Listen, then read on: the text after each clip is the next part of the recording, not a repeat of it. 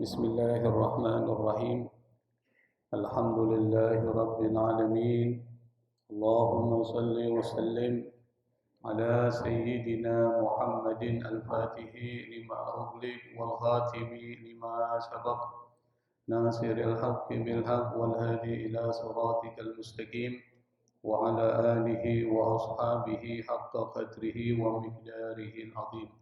Subhanaka la ilma lana إلا ما علمتنا إنك أنت العليم الحكيم ولا حول ولا قوة إلا بالله العلي العظيم رب اشرح لي صدري ويسر لي أمري واحلل عقدة من لساني يفقهوا قولي أما بعد. Ma'asyiral hadirin jamaah yang dimuliakan Allah Subhanahu wa taala. Alhamdulillah, kita patut bersyukur kepada Allah Subhanahu wa taala karena Allah telah menggerakkan hati kita, meringankan langkah kaki kita, sehingga kita bisa hadir di satu majelis ilmu yang sangat dicintai oleh Allah dan Rasul-Nya, di tempat yang diberkahi dan dimuliakan oleh Allah Subhanahu wa taala, dan di waktu yang juga diberkahi oleh Allah Subhanahu wa taala. Pada kesempatan pertemuan sebelumnya kita sudah membahas, mengkaji, memahami tentang pembagian hati menurut ilmu tasawuf. Ada yang disebut dengan qalbun mayyit, hati yang mati. Ada yang disebut dengan qalbun marid, hati yang sakit. Ada iman dalam hatinya, tetapi di dalam hatinya masih banyak penyakit. Qalbun marid. Dan yang ketiga yang perlu kita bahas adalah qalbun salim. Apa itu qalbun salim? Qalbun salim ini dari kata qalbun, hati. Hati ini berputar, berbolak-balik. Maka dinamakan dengan qalbun litaqallubihi, karena memang hati sudah terbolak-balik. Kadang senang, kadang sedih, kadang semangat, kadang kurang semangat. Itu hati. Maka salah satu doa kita adalah Allahumma ya muqallibal qulub tsabbit qalbi ala dinik. Kenapa doa itu muncul? Karena hati ini terbolak-balik itu. Kenapa hati bisa terbolak-balik? Di dalamnya itu ada potensi. Kalau seandainya di dalam hati itu banyak penyakit, maka yang muncul adalah kemaksiatan, kezaliman, ketidakbaikan, kejahatan. Tapi kalau hati itu mati, nggak tumbuh apa-apa. Maka di dalam Al-Quran, orang yang hatinya mati, orang kafir, musyrik, munafik, i'tiqad. Jadi munafik itu harus dibedakan antara munafik i'tiqad dengan munafik amal. Kalau munafik i'tiqad, keyakinannya kepada Allah bermasalah, maka mereka disamakan dengan kafir. Dan siksanya lebih parah dari orang kafir, Pak. Fiddarkil asfali minan nar.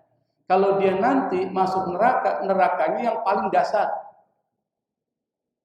Kenapa? Orang munafik itu kata Allah, khatamallahu ala qulubihim. Allah kunci hatinya. Kalau sudah dikunci hatinya, maka semua anggota badannya terkunci. Wa ala sam'ihim, pendengarannya dia nggak peka. Kalau ada orang bicara tentang persoalan kebaikan-kebaikan, dia nggak peduli, Pak. Kalau ada orang yang memberikan masukan-masukan terkait dengan perbaikan, dia nggak peduli. Itu sudah wa ala sam'ihim. Yang kedua, wa ala absarihim bisyawah. Matanya Allah tutup. Kalau lihat penderitaan orang lain, dia nggak tersentuh. Nah, kalau orang sudah sampai model seperti ini, adalah inna lillahi wa inna ilaihi raji'un. Bukan kita kunci, tapi kita kasihan. Kenapa? Karena sudah dikunci mati, segala sesuatu yang dikunci sulit untuk dibuka. Nah, pembahasan ketiga adalah tentang qalbun salim. Qalbun artinya hati, salim itu artinya sehat. Makanya ada istilah Al-aqlus salim fil jismi salim. Akal yang sehat itu, atau terbalik ya? Atau seperti itu ya? Akal sehat terdapat pada tubuh yang sehat. Itu istilah olahraga itu. Dulu kita masih SD itu sering dengar yang biasanya muncul dari pelajaran olahraga. Akal yang sehat itu ada pada tubuh yang sehat. Kalau tubuh ingin sehat, maka perbanyak olahraga. Jadi itu adalah bahan dasar prinsip dari olahraga. Apa itu qalbun salim? Dan di mana istilah itu muncul? Qalbun salim itu istilah yang Allah pakai langsung. Di mana? Kalau kita buka lembaran kitab suci Al-Quran itu ada dalam surat Asy-Syu'ara ayat 88 sampai 89, dan ayat ini ayat populer. Yauma la yanfa'u malun wala banun illa man atallaha biqalbin salim. Kata qalbun salim. Kata Allah di akhirat nanti la yanfa' tidak bermanfaat. Apa yang tidak bermanfaat? Mal, harta kita. Harta yang kita kumpulkan di dunia ini sampai melakukan korupsi, manipulasi, penipuan. Banyak kita punya, triliunan. Bahkan sudah nggak bicara triliunan, lebih dari triliunan kita kumpulin. Kata Allah itu nggak akan memberikan manfaat. Termasuk banun. Apa itu banun? Dari kata ibnun, banun. Artinya anak-anak. Kita kan dua yang kita banggain, harta kita dan anak kita. Kita banggain anak, saya punya anak begini. Kata Allah, la yanfa, enggak bermanfaat itu. Lalu yang bermanfaat apa? Illa man atallaha biqalbin salim. Kecuali orang yang datang kepada Allah, dia bawa qalbun salim. Hati yang bersih, itu yang bisa memberikan manfaat. Yang kedua, surat As-Saffat 84. Kata Allah dalam surat As-Saffat mencirikan Nabi Ibrahim, nabi yang bersih dari syirik dan nabi yang bersih dari penyakit-penyakit hati. Siapa? Nabi Ibrahim. Saking bersih hatinya, maka Allah memberikan satu gelar kepada Nabi Ibrahim, Khalilullah. Apa itu Khalilullah? Kekasih Allah. Kalau kekasih berarti Allah cinta. Kalau Allah cinta sama kekasihnya, maka apapun pasti akan dipenuhi kebutuhannya. Kata Allah, "Ijja'a rabbahu biqalbin salim." Ingatlah ketika ja'a datang. Siapa yang datang? Nabi Ibrahim. Kepada siapa? Rabbahu, kepada Tuhannya, biqalbin salim. Yang dia bawa adalah hati yang bersih. Makanya Nabi Ibrahim itu saking hebatnya beliau, sampai-sampai doanya itu dikabulkan, semua keturunannya adalah para nabi. Tapi kata Allah, ada juga yang zalim. Tapi hampir sebagian besar nabi-nabi itu keturunan siapa? Nabi Ibrahim. Nabi Ibrahim punya anak dua, Ishak, Ismail. Dari Ishak nanti akan muncul nabi dari Bani Israel. Nanti nabi dari keturunan Ismail cuma satu. Dan satu ini luar biasa, penutup para nabi, yaitu Nabi Muhammad sallallahu alaihi wasallam. Jadi konsep qalbun salim itu ada dalam Al-Quran, bukan konsep yang dibuat para ulama. Yang kita ini perlu pahami.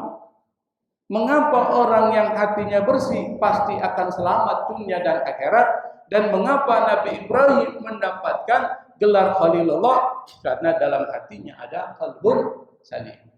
Apa itu qalbun salim? Singkatnya, kata salim itu sudah saya katakan artinya selamat. Kata selamat dari kata salima, yaslam. Salamatul insan. Salama itu dari kata salamah. Kemudian muncul kata sehat.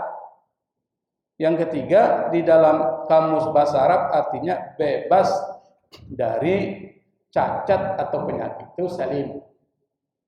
Maka ada orang namanya salim. Artinya orangnya bersih, sehat, selamat, enggak ada cacatnya, itu salim. Yang kedua, kata salim dalam kamus bahasa Arab itu artinya keadaan yang utuh, murni, bersih dari gangguan fisik maupun moral. Secara fisik enggak ada cacatnya, secara moral enggak ada masalah, itu namanya salim. Secara singkat, kata qalbun salim cuma dua, Pak. Ini yang kita akan bahas. Apa?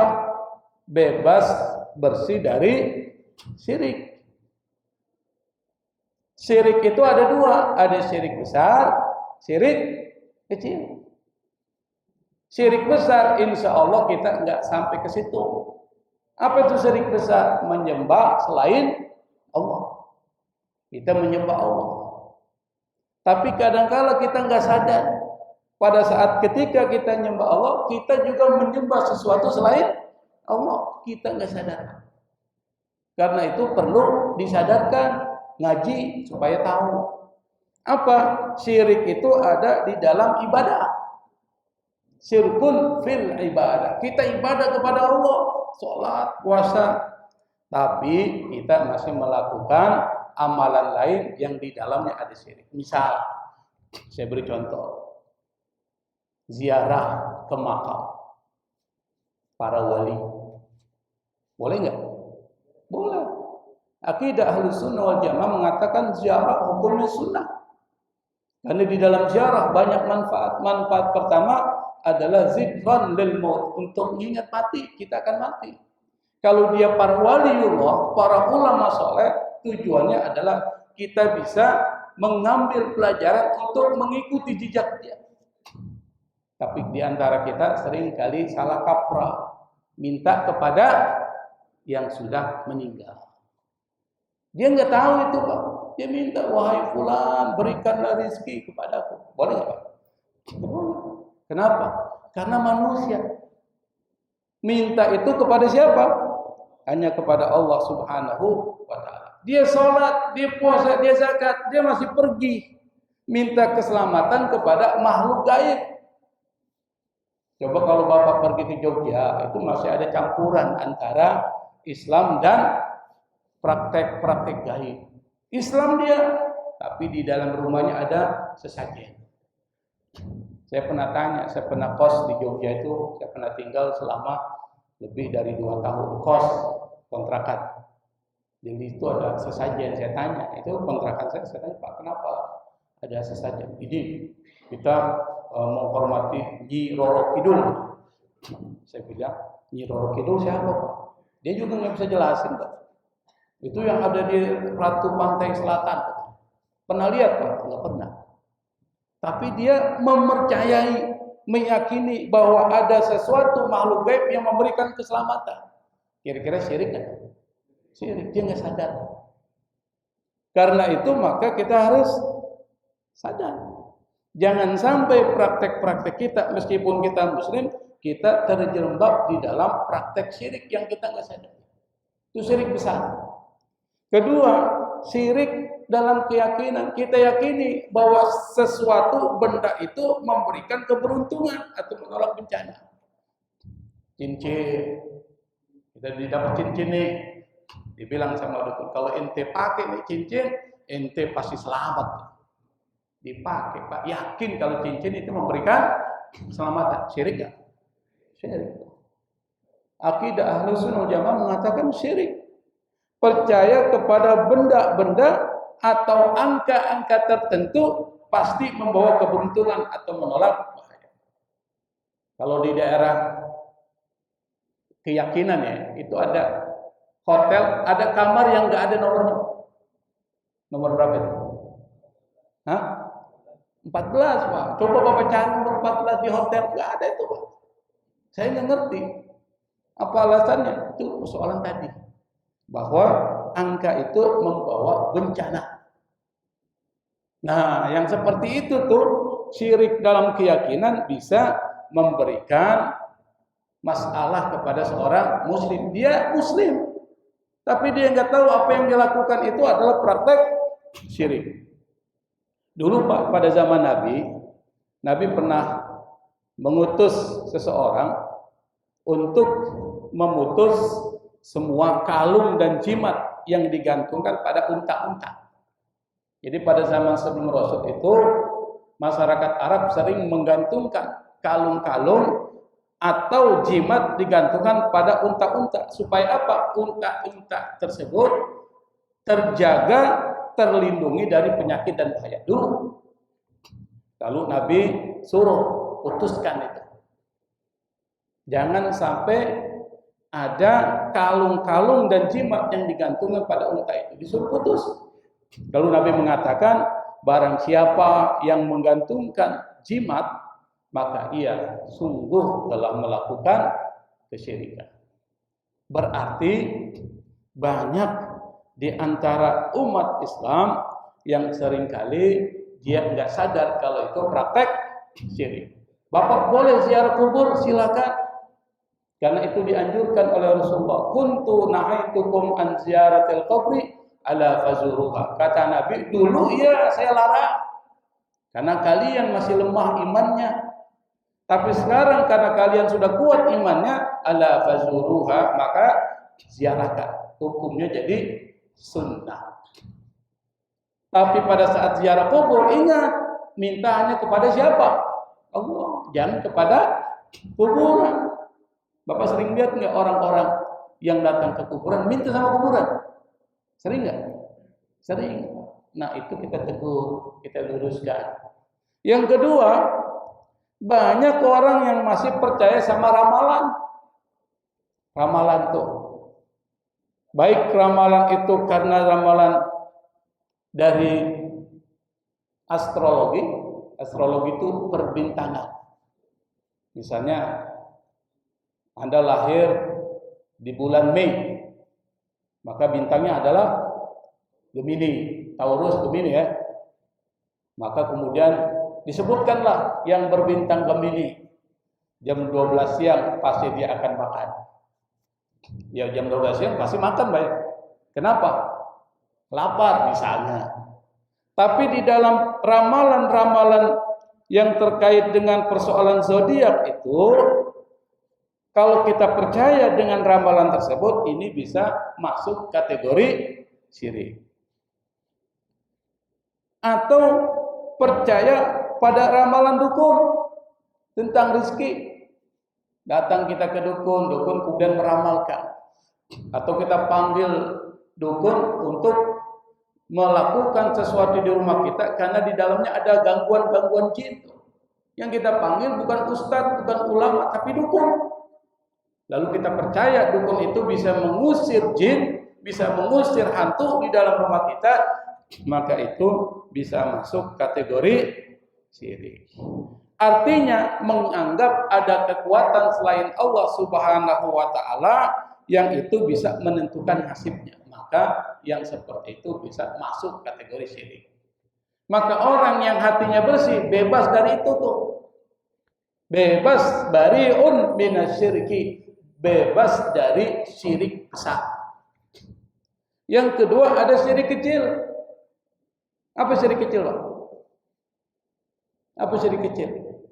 Riya. Melakukan sesuatu tujuannya bukan karena Allah, karena orang lain. Namanya riya. Berarti ada sesuatu selain Allah yang dijadikan tujuan. Maka disebut asyirkul asghar. Asyirkul asghar tidak membuat orang keluar dari Islam, tetapi bisa menghambat seseorang untuk dekat kepada Allah Subhanahu wa taala. Amalannya itu ditolak oleh Allah Subhanahu wa taala. Amalannya amalan baik, tapi ketika diniatkan bukan karena Allah Subhanahu wa taala, maka itu tertolak. Dan ini banyak di dalam masyarakat kita, Pak. Enggak disadari. Misal sholat, supaya dia dilihat sebagai orang soleh, pakailah jubah. Betul Pak ya? Pakai sorban Saking besarnya sorban sampai menutupi mukanya. Sorban. Lalu dia sholat, lihat kanan kiri, ada orang gak nih? Pas ketika sholat, dia lamain Allahu Akbar. Pokoknya dia membuat dirinya seakan-akan seperti orang soleh. Lalu kemudian sujud diperpanjang. Tujuannya bukan karena mendekatkan diri kepada Allah, tapi supaya dilihat ini orangnya ahli ibadah nih. Tujuannya bukan karena Allah. Kira-kira masih banyak yang begitu, Pak? Banyak. Dia puasa, dia zakat, ngeluarin infak sedekah. Ini yang paling sering infak sedekah nih. Infak sedekah itu sesuatu yang bagus. Tapi supaya dia dikenal sebagai seorang yang dermawan, seorang yang baik, dia bilang, nanti kalau gue nyumbang sekian, gue perlu sebutin ya nama gue tuh. Suruh sebutin, Pak. Kalau perlu, yang paling kencang disebutinnya. 1 juta dari hamba Allah. Dia bilangnya hamba Allah. Dia duduk di situ tuh, Pak. Lalu pas disebutin dari hamba Allah 1 juta, dia bilang sama temannya, lu tahu nggak hamba Allah itu siapa? Gua tuh. Gua, dia bilang. Kena dia tuh. Boleh nggak bersedekah, menampakkan sedekah? Boleh. Boleh juga nyembunyiin, boleh. Tapi ingat, semua sedekah itu meskipun ditampakkan, disembunyikan, itu harus karena Allah. Yang paling sering banyak di tempat kita itu haji, Pak. Terang-terangan aja kita bilang nih. Orang haji itu biasanya pengen dilihat dia tuh sudah haji. Betul, Pak ya? Makanya mohon maaf ini, kalau nggak ada sebutan haji, marah dia. Misalnya di undangan, ini bukan di sini, di Sulawesi. Di Sulawesi, saya pernah tinggal Sulawesi 23 tahun. Ada teman saya, teman itu baru pergi haji. Ini teman saya bukan bapak ya. Lalu dapat undangan kawinan, ditulis di situ karena dia nggak tahu atau dia lupa kalau dia sudah haji, lupa ditulis hajinya, Pak.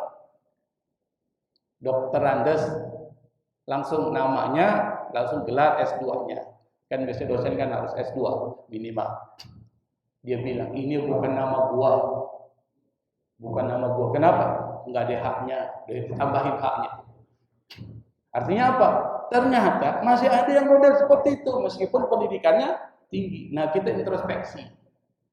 Jangan sampai haji kita yang sudah kita keluarkan uang yang begitu besar sampai kemudian tidak diterima oleh Allah Subhanahu wa taala. Karena haji itu ibadah. Dan sulit haji itu, Pak. Kenapa sulit? Pertama, butuh uang yang banyak. Yang kedua, butuh kesehatan. Yang ketiga, nunggunya lama. Kalau kira di Jakarta berapa puluh tahun nunggu tuh supaya bisa haji? 50 tahun, Pak. Kalau Bapak daftar sekarang udah meninggal tuh. 50, ada yang 20, 30, 40, 50, kan gila itu. Saking lamanya. Makanya ada satu kisah. Rasulullah SAW pernah cerita. Nanti di akhirat, ini belum terjadi pengadilan Allah, tapi ini akan terjadi karena Rasulullah yang memprediksi, yang menceritakan. Ada 3 kelompok kata Rasul. Kelompok itu dipanggil di hadapan pengadilan Allah Subhanahu wa taala. Yang pertama adalah orang yang berjihad di jalan Allah. Orang yang perang mati di jalan Allah. Dihadirkan dia. Lalu Allah paparkan segala nikmat yang Allah berikan kepada orang itu, lalu ditanya, apakah engkau mengakui nikmat itu? Saya akui ya Allah. Dan nikmat yang kau berikan itu saya gunakan untuk berperang di jalan Allah Subhanahu wa taala sampai saya mati syahid. Apa kata Allah? Kadzabta.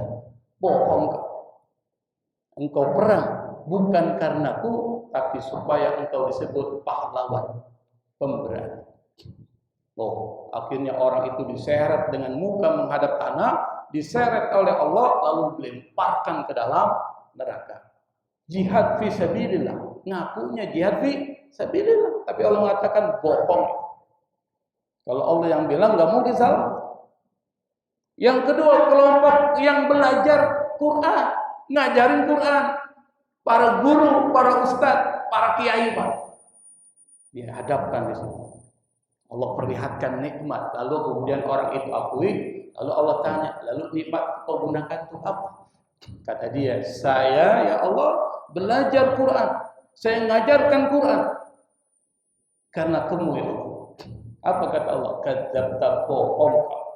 Tapi kau belajar Quran dan mengajarkan Quran kepada orang lain supaya disebut sebagai alim, sebagai ulama, supaya disebut sebagai qari, sebagai pembaca Quran yang unggul. Lalu kemudian orang itu diseret dengan muka menghadap tanah, dilemparkan ke neraka. Baca Quran, belajar Quran, tapi karena bukan Allah Subhanahu wa taala yang jadi tujuannya, maka dilemparkan. Yang ketiga, Pak, yang banyak sedekah. Yang sedekah ini dihadapkan kepada Allah, ditanya, diakui, lalu kemudian dia bilang, saya bersedekah dengan nikmat-Mu ya Allah, sampai saya bangun jalan, bangun rumah sakit, bangun masjid, karena-Mu ya Allah. Apa kata Allah? Bohong engkau. Engkau bersedekah supaya disebut derma Allah.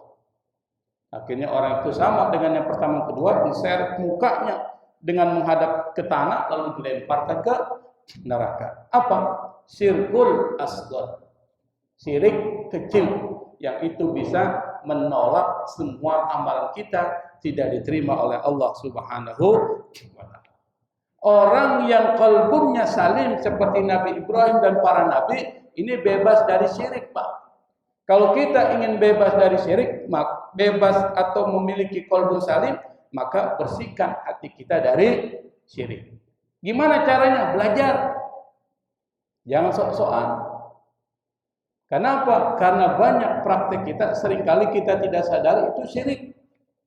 Maka belajar supaya kita paham, belajar tauhid, belajar akidah yang benar, akidah Ahlus Sunnah wal Jamaah. Itu satu.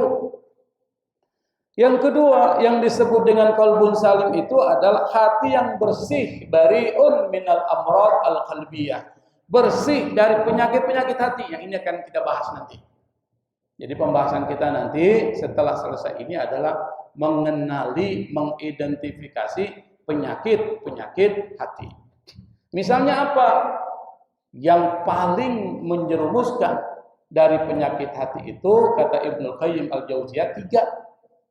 Rakus atau tamak, iri hati dan dengki, sombong. 3 ini. Dan ini ada, Pak, para pejabat-pejabat kita semua ini, Pak. Apa? Yang pertama, rakus dan tamak. Ada nggak? Apa itu rakus sama? Gajinya udah lumayan, masih merasa kurang. Nanti kita akan bahas secara rinci pada pembahasannya. Yang kedua, ada nggak iri hati dengki? Banyak nggak? Ini paling banyak nih. Ada orang beli mobil, kita yang gelisah, kita yang kepanasan. Nanti kita akan bahas juga bagaimana cara menerapinya dari atau mengobati dari penyakit hati. Yang ketiga, sombong. Banyak, karena ilmunya tinggi, sombong dia. Orang lain dia rendahkan. Lu siapa lu? Baru belajar gitu aja udah macam-macam digunakan kata-kata yang merendahkan orang lain. Baru punya harta segitu aja dia sudah menghina orang miskin. Baru memiliki jabatan kekuasaan, dia rendahkan orang-orang miskin. Itu sombong. Dan orang yang memiliki qalbun salim, nanti kita akan bahas tuh, mengidentifikasi, mendiagnosis dari penyakit-penyakit hati itu nanti pada pembahasan berikutnya. Kalau kita bersih dari syirik, baik besar dan kecil, bersih dari penyakit-penyakit hati, maka apa yang terjadi? Yang terjadi adalah Anda memiliki qalbun salim. Kalau memiliki qalbun salim, apa manfaatnya? Yang pertama, di dunia ente ini hidupnya pasti bahagia. Kenapa? Orang yang hatinya kena penyakit iri hati dan dengki, itu hidupnya susah. Enggak boleh melihat orang dapat nikmat, dia gelisah, Pak. Susah enggak? Susah. Orang kalau gelisah, terus gelisah, kena penyakit. Apa penyakitnya? Stres, depresi, Setelah depresi, stres apa terjadi? Stroke. Kenapa? Itu tadi. Memikirkan sesuatu yang bukan punyanya. Dipikirin, orang itu kaya, kok gua nggak kaya-kaya. Kemudian dia cari-cari kesalahannya. Tapi kalau orang tidak punya sifat iri hati dan dengki, hidupnya tenang, Pak. Enak nggak itu tenang? Orang lain masa bodoh urusan dia. Itu kan nikmat Allah yang diberikan kepada dia. Nikmat itu juga beda. Dia dapat setiap bulan gaji 10 juta. Gua 1 juta. Alhamdulillah, syukuri. Allah masih memberikan nikmat kepadaku 1 juta. Misalnya. Makanya Rasul pernah cerita, Pak. Ini cerita populer. Apa? Pada saat ketika Rasulullah dengan para sahabat sedang bincang-bincang. Orang bilang lagi ngobrol-ngobrol. Lalu Rasul tiba-tiba bilang akan muncul dari lorong ini penghuni surga. Belum meninggal tapi udah disebut penghuni surga. Muncul orang sederhana, orang yang nggak begitu dikenal oleh para sahabat. Sahabat tadi nggak begitu kenal. Muncul, dia bawa 2 sendal dikepit, habis wudu. Lalu kemudian pada kesempatan yang lain Rasul ketika lagi bincang-bincang sama sahabat, dia bilang, nanti dari lorong ini akan muncul penghuni surga. Muncul orang yang sama. Sampai ketiga kali Rasul bilang kepada para sahabat akan muncul dari lorong ini penghuni surga. Ada satu sahabat Nabi penasaran. Kenapa Rasul sebut dia penghuni surga sebanyak 3 kali? Lalu dia ikuti orang itu ke rumahnya. Namanya Abdullah bin Amr. Saya lupa namanya, tapi kalau nggak salah itu. Dia ikuti orang itu sampai ke rumahnya. Lalu dia ketuk rumahnya. Setelah dia masuk, dia cerita. Wahai saudaraku, boleh nggak saya menginap di rumahmu ini 3 hari? Saya ada persoalan dengan bapak saya, sehingga saya tidak bisa bersama dia 3 hari. Ya orang itu tentu terima, ya silakan saja. Lalu dia menginap selama 3 hari 3 malam, dia perhatiin tuh amalannya. Dari pagi sampai malam dia perhatiin. Ternyata amalannya nggak spesial. Kalau dibandingkan dengan para sahabat-sahabat Nabi yang lain, nggak ada bandingannya, Pak, kecil. Karena para sahabat itu ibadahnya luar biasa, imannya luar biasa. Dia perhatiin, kayaknya nggak ada yang sesuatu yang khusus. Dia bangun malam, sholatnya cuma 2 rakaat aja. Baca Qur'annya juga nggak panjang-panjang, zikirnya juga nggak panjang. Biasa ini orang. Kalau mungkin kita seperti itu, tapi bagi para sahabat Nabi ibadahnya masih biasa. Pada hari ketiga, dia bilang sama orang itu, saudaraku, saya mohon maaf, saya sebenarnya telah berbohong kepadamu. Saya nggak ada masalah dengan orang tua saya datang ke sini karena Rasul pernah bilang sebanyak 3 kali engkau ini penghuni surga. Maka saya penasaran apa amalanmu sampai Rasul mengatakan engkau penghuni surga padahal kau belum meninggal. Dia bilang seperti yang kau lihat, saya ini orang biasa. Kau lihat ibadah saya seperti itu dibandingkan dengan sahabat-sahabat Nabi lain, itu gak sebanding. Tapi ada satu kebiasaan saya. Apa kebiasaannya? Saya enggak pernah iri hati dan dengki dengan nikmat yang Allah berikan kepada orang lain. Itu yang kemudian dikomentari oleh Abdullah bin Umar, Abdullah bin Amr bin As namanya. Dikomentari, itulah yang membuat Rasulullah mengatakan engkau penghuni surga. Kenapa? Itu amalan yang kami semua mungkin gak bisa melakukannya. Yaitu tidak ada iri hati, dengki dan dendam kepada orang lain, Pak. Maka kalau amalan ibadah kita biasa-biasa aja, Pak, yang wajib kita laksanain, tapi biasa aja. Maka yang kita harus punya ini nih, jangan iri hati, dengki kepada orang lain. Bapak pasti akan masuk surga seperti yang dikatakan oleh Rasulullah. Yang kedua, manfaat dunia adalah orang yang hatinya bersih, maka hidupnya itu lebih damai. Dia mudah menghormati orang, maafin orang. Kalau ada orang berbuat salah sama dia, minta maaf, langsung dimaafin. Kenapa? Hatinya bersih. Kalau ada orang menderita, terpanggil hatinya untuk membantu.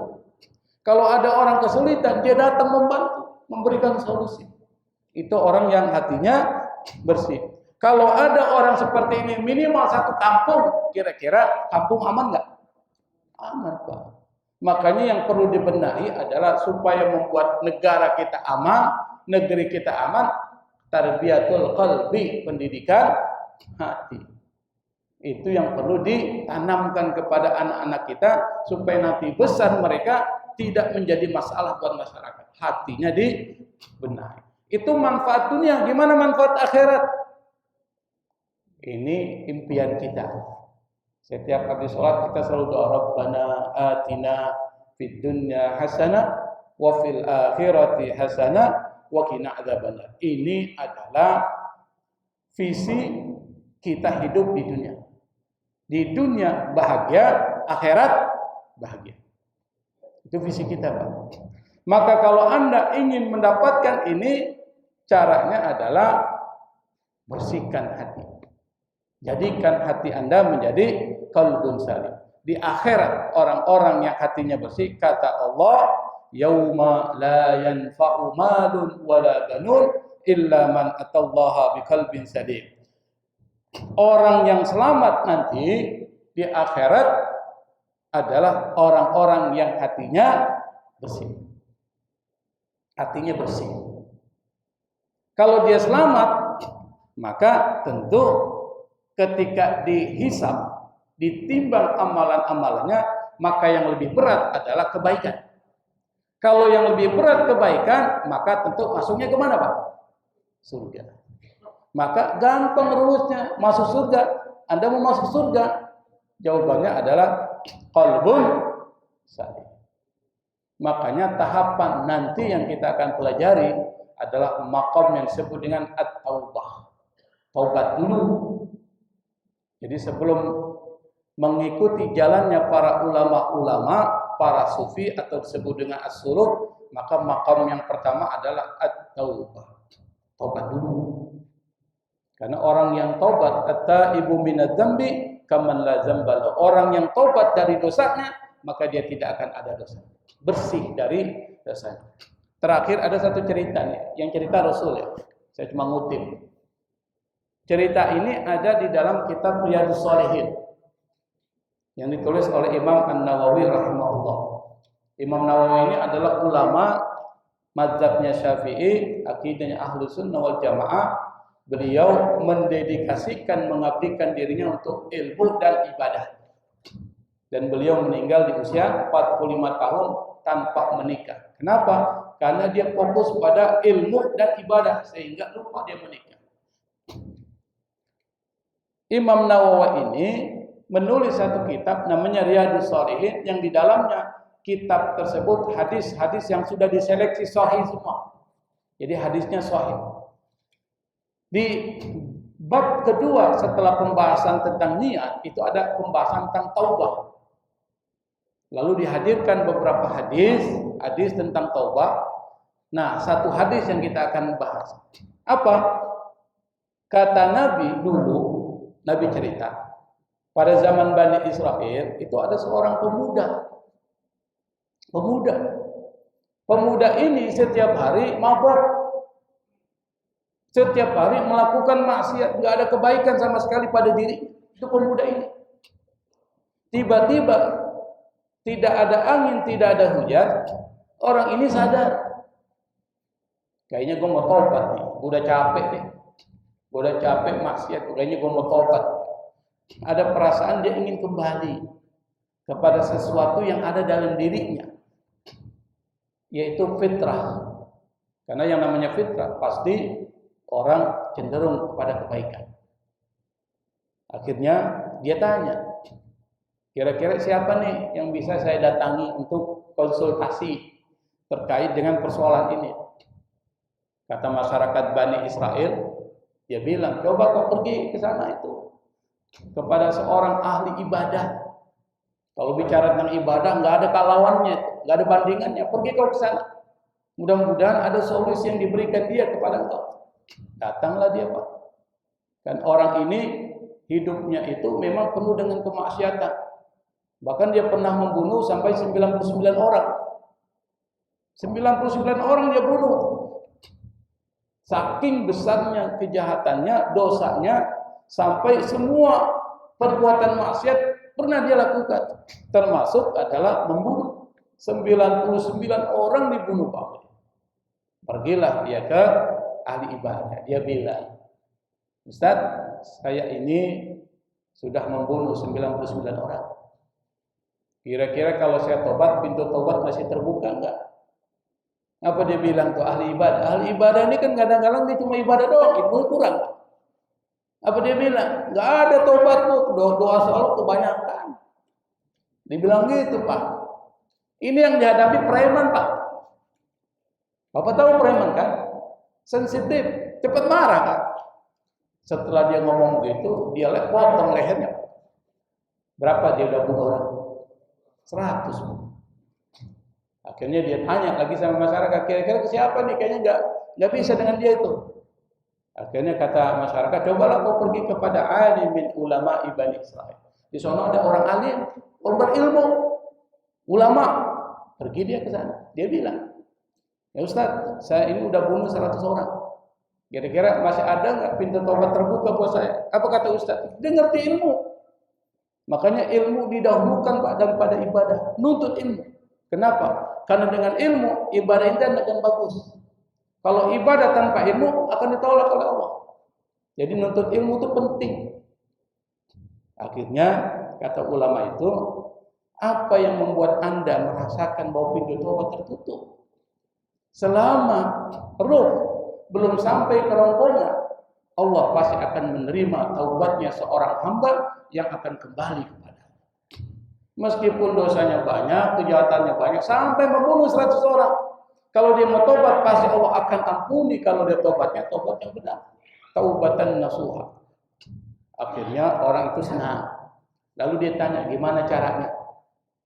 Kata Ustadz itu, dia bilang, ente ini kan hidup di tempat yang maksiatnya banyak banget, susah ente itu bisa hijrah, taubat dengan benar. Kalau ente taubat hari ini, besok akan terpengaruh lagi. Jadi gimana solusinya Ustaz?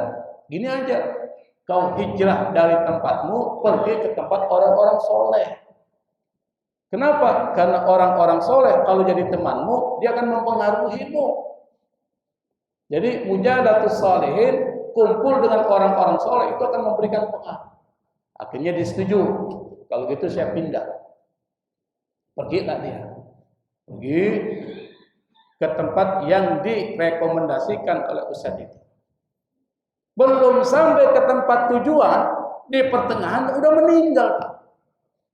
Nabi cerita, meninggal dia. Nah, terjadilah perdebatan antara malaikat azab dan malaikat rahmat. Malaikat azab bilang, saya akan bawa orang ini. Kenapa? Amalnya belum ada. Kebaikannya belum ada sama sekali. Saya berhak membawa orang itu. Kata malaikat rahmat, nanti dulu. Dia ini mau taubat. Saya akan bawa. Terjadi perdebatan antara dua malaikat. Allah utus satu malaikat menjadi mediator. Diutus. Kata malaikat yang jadi mediator, dia bilang, gini aja, coba kau ukur jarak dari tempat dia berasal ke tempat dia tuju. Kalau ternyata lebih dekat kepada tempat yang dituju, malaikat rahmat yang bawa. Kalau ternyata lebih dekat kepada tempat dia berasal, malaikat azab yang bawa. Setuju kan? Dia ukur. Dia ukur. Ini yang ukur malaikat, Pak, bukan toko bangunan nih. Kalau toko bangunan belum tentu pas nih. Malaikat yang ukur kan? Jarak antara daerah A ke daerah B diukur tuh.